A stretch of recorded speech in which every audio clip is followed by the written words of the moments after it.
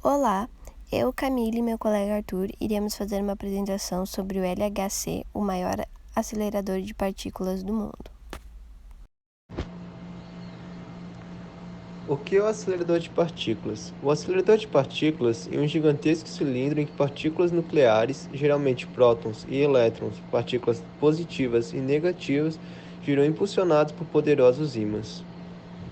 A cada volta, elas ganham mais velocidade até atingirem um ponto em que são desviadas do seu curso normal para se chocar com átomos de outro material, chamado alvo. O bombardeamento de partículas contra o alvo e a velocidade altíssima provocam alterações, chamadas de reações nucleares. Nos átomos que constituem esse material, a colisão faz com que uma ou mais partículas sejam liberadas do núcleo do alvo, transformando-se em outro elemento químico ou isótopo, elemento com o mesmo número de prótons, porém diferente de número de nêutrons, do mesmo elemento. O estudo dessas reações nucleares permitiu decifrar quase totalmente a constituição do núcleo dos átomos. Graças ao acelerador, pode-se identificar as partículas subatômicas que constituem o átomo, como o quark top. O LHC, ou Grande Colisor de Hadrons, é o maior equipamento desse tipo já construído até hoje.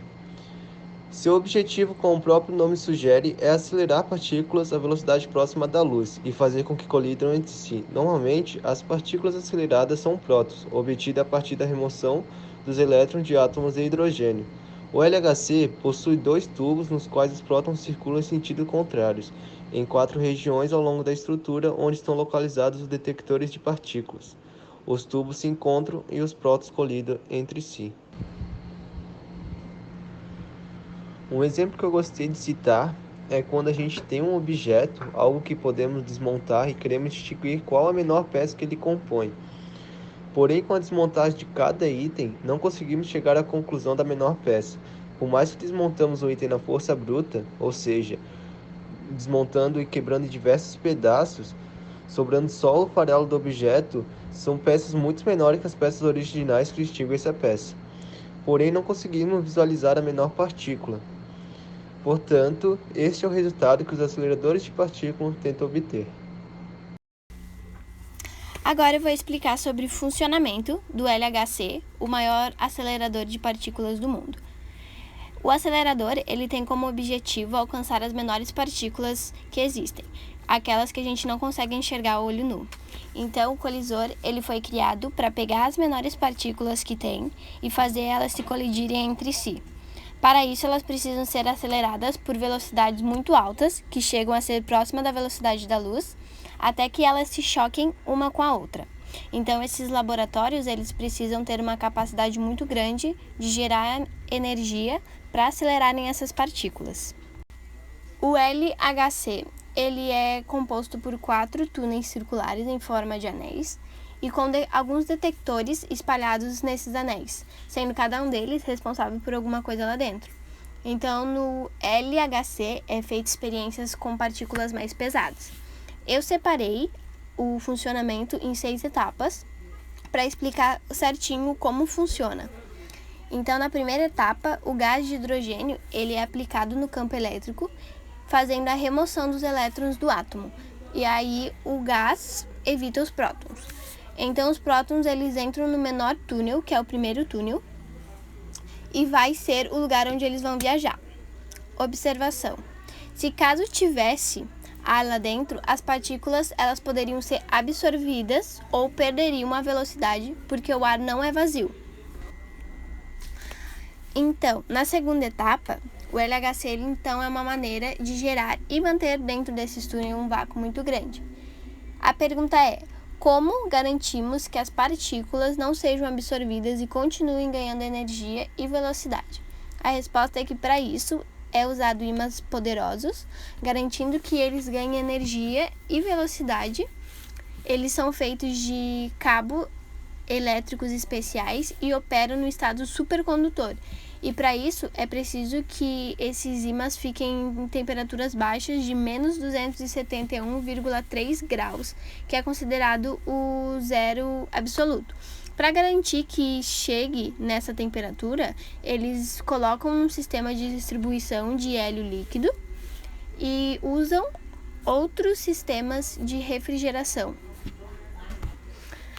A terceira etapa, já dentro do túnel, quando os prótons eles atingem a energia de 50 MeV.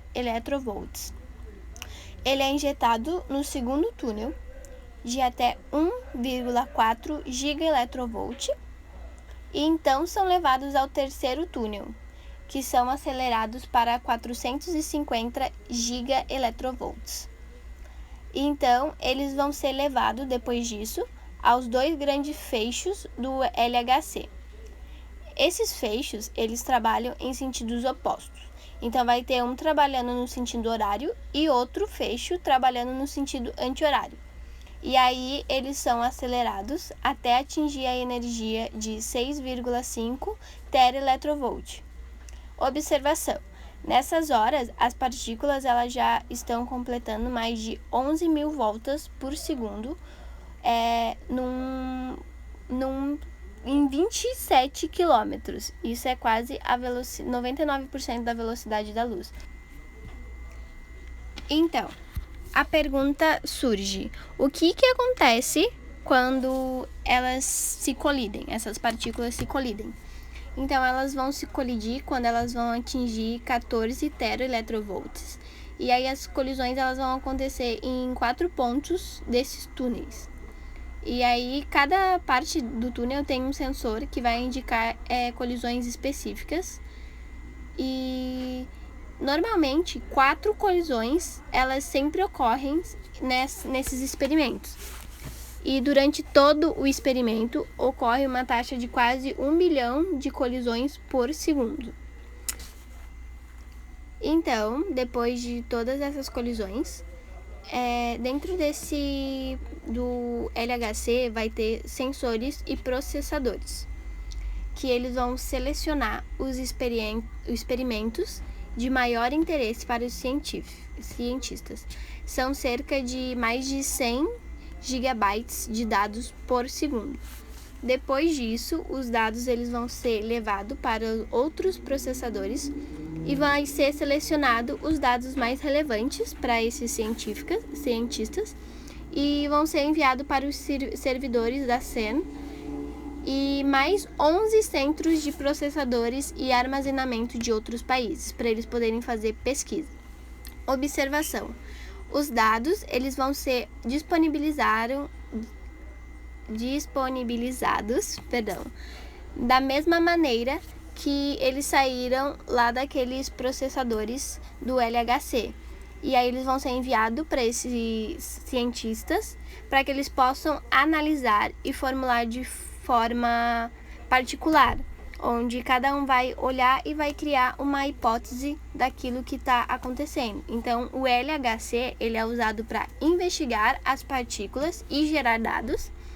E após isso, os cientistas eles precisam trabalhar com esses dados e então criar as hipóteses.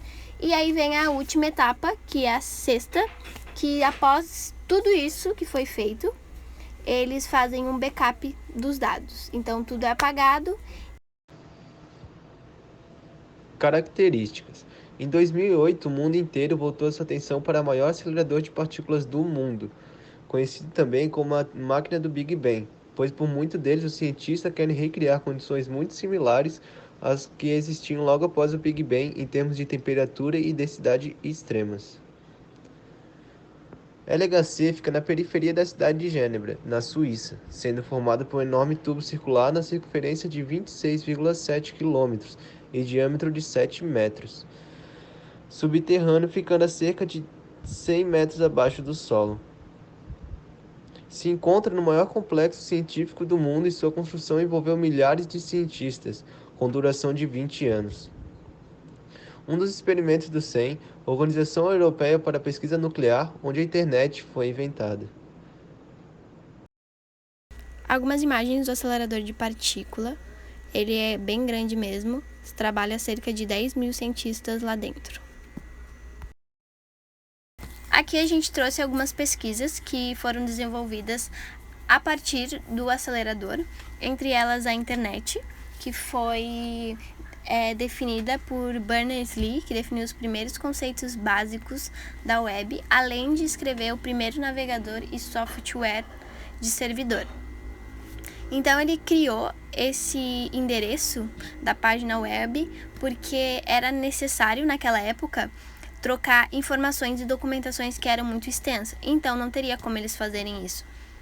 E aí, ele resolveu criar esse sistema entre os computadores da CERN para que facilitasse a colaboração de físicos do mundo todo com as pesquisas desenvolvidas naquele centro, sem que houvesse a necessidade de se deslocar.